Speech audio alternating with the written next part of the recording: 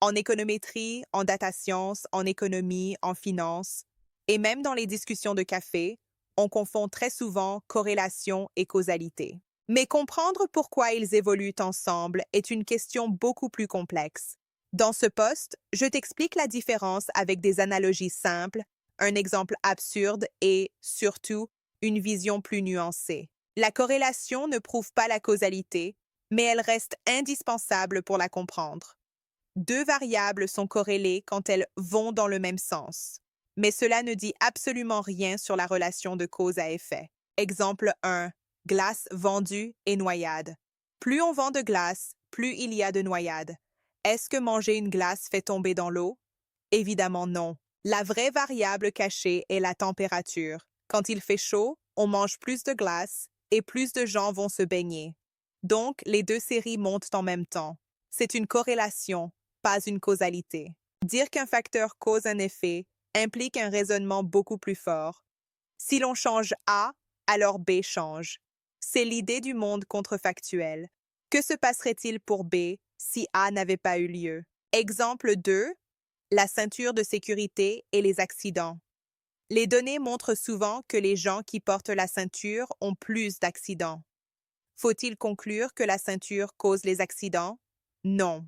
Les conducteurs prudents portent la ceinture ET déclarent plus facilement les accidents mineurs. C'est un biais de sélection.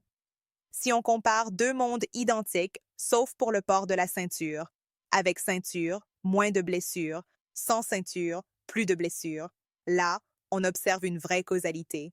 La corrélation donne parfois l'impression d'une relation claire, surtout sur un joli graphique, mais elle peut être due à une variable cachée, un hasard statistique, un biais de mesure ou une inversion du sens causal.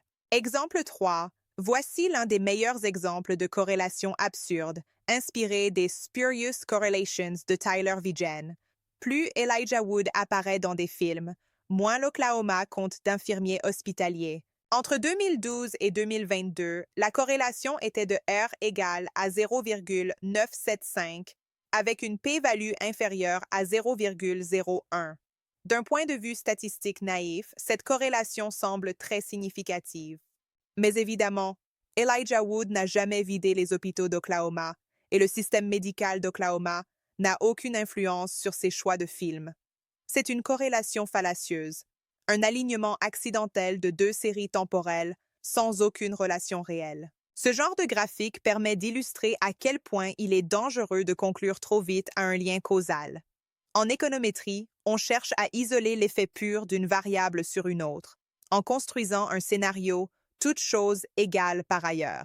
Les méthodes classiques incluent expérience aléatoire, variable instrumentale, différence en différence, régression discontinue, matching, méthode d'appariement et contrefactuel synthétique. L'objectif de toutes ces méthodes est toujours le même, faire en sorte que le groupe traité et le groupe non traité soient comparables.